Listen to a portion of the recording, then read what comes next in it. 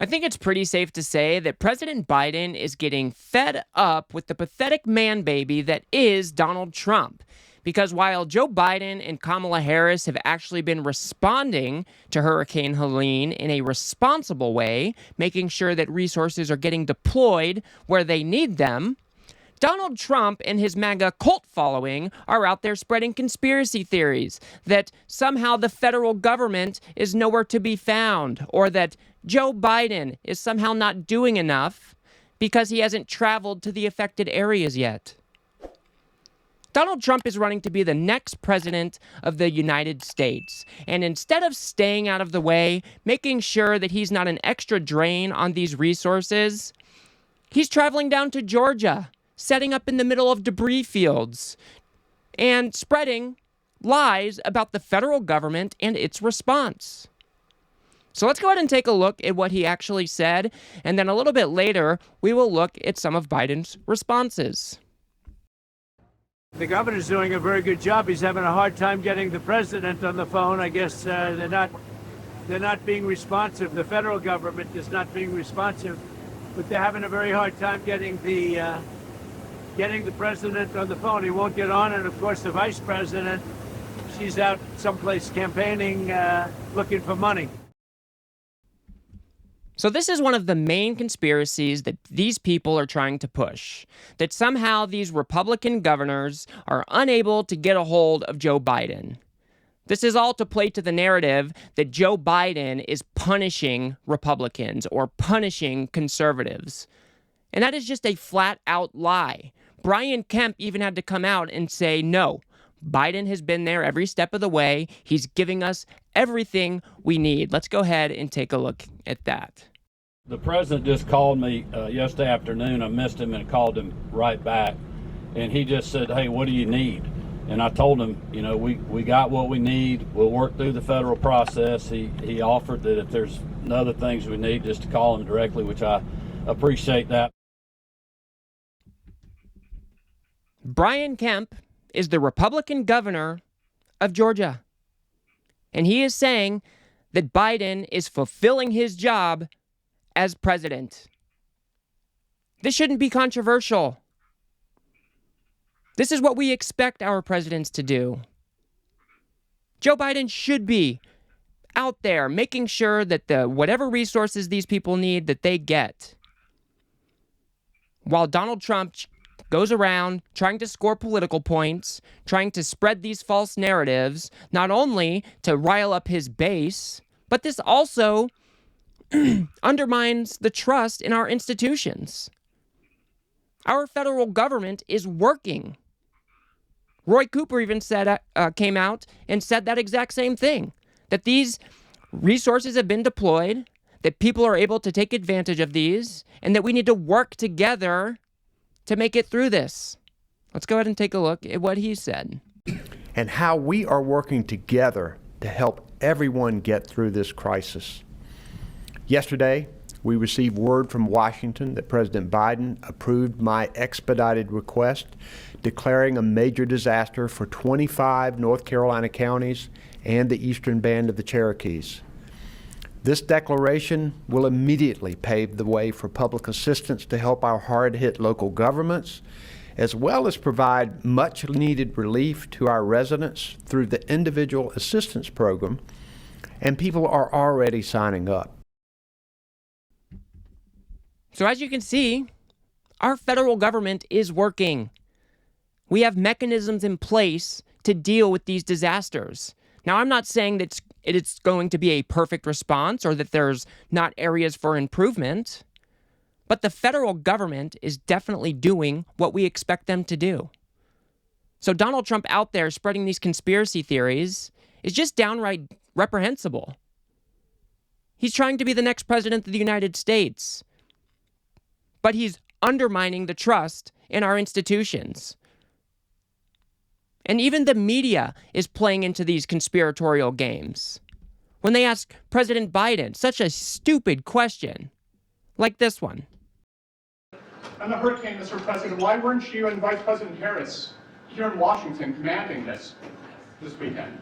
I was commanding. I was on the phone for at least 2 hours yesterday and the day before as well. I command, call a telephone. Is it- all my security people. Is it not important for the country to see? To think that the President of the United States needs to be in Washington, D.C., in the Oval Office to be dealing with these disasters is absolutely ludicrous. The President of the United States is a mobile command center. He can do much of the job from anywhere in the world. So to be asking these silly questions just plays into this whole undermining of trust that Donald Trump is trying to push. We can do better than this. This is so irritating. Biden even got more irritated when he was asked about how Trump is lying. Let's go ahead and take a look at that. Donald Trump has accused both of you of ignoring the He disaster. is lying. Let me get this straight. He's lying. And the governor told him he was lying. The governor told me he was lying. I've spoken to the governor, spent time with him, and he told me he's lying. I don't know why he does this. And the reason I get so angry about it, I don't care about what he says about me, but I care what he communicates to the people that are in need. He implies that we're not doing everything possible. We are. We are. Biden has every right to be upset because the federal government has been making sure that resources are deployed, that declarations have been made so funding can be unlocked. We have different agencies on the ground doing search and rescue. And Donald Trump just wants to go out there and undermine the whole thing, just to rile up his base in hopes that they'll come out and vote in November. This type of behavior should be disqualifying. Biden isn't out there trying to withhold aid from red states or threatening to withhold aid from Republican governors. Biden doesn't do stuff like that. He is an objectively better human than Donald Trump. Because when Donald Trump was president, we know that he withheld aid from blue states just because he didn't like their politics. And it was only just a few weeks ago that he was out on the campaign trail threatening to withhold aid from California unless they acted the way that he wants. Again, disqualifying stuff. Let's go ahead and take a look at that. California has the highest inflation, the highest taxes, the highest gas prices, the most illegal aliens, the most regulations, the most expensive utilities, and it ranks as the third worst state to start a business. Donald Trump wants to sit there and list all of the things he doesn't like about California. But what he fails to realize is that if we broke California off and made it its own country, it would be the fifth largest economy in the world. California is an economic powerhouse, and those tax dollars flow all over the country. So let's just keep going.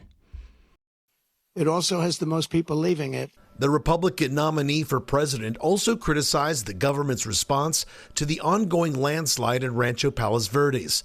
This after more than a week since Governor Gavin Newsom proclaimed a state of emergency in the community, giving the city state funding and support from the Office of Emergency Services.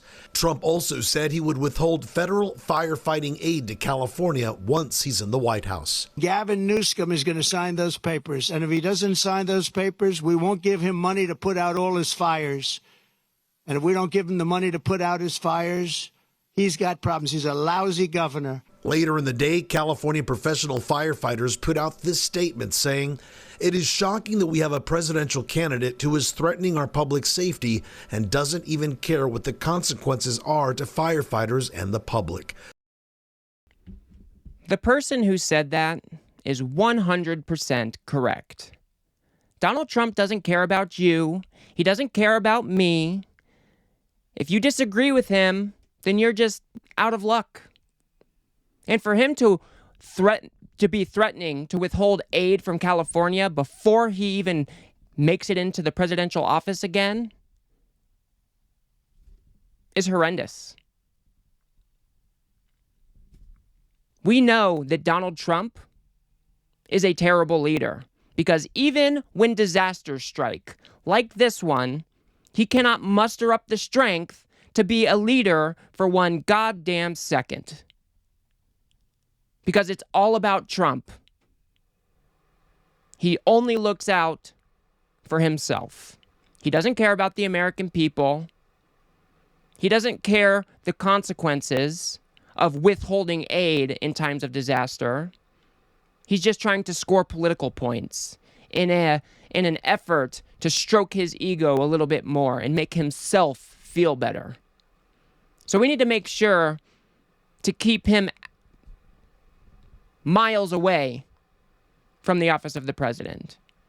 Because like I said, if he becomes president again, there will be devastating consequences for our country. But I want to know what you guys think. Let me know in the comments. If you got anything out of this video, please do remember to smash that like button and subscribe. I'm trying to make it to 1,000 subscribers before the end of the year, and I would very much appreciate your support. If you want to see how Donald Trump spins false realities for his MAGA supporters, go ahead and watch that video on the screen now. Otherwise, I'll see you guys on the next one.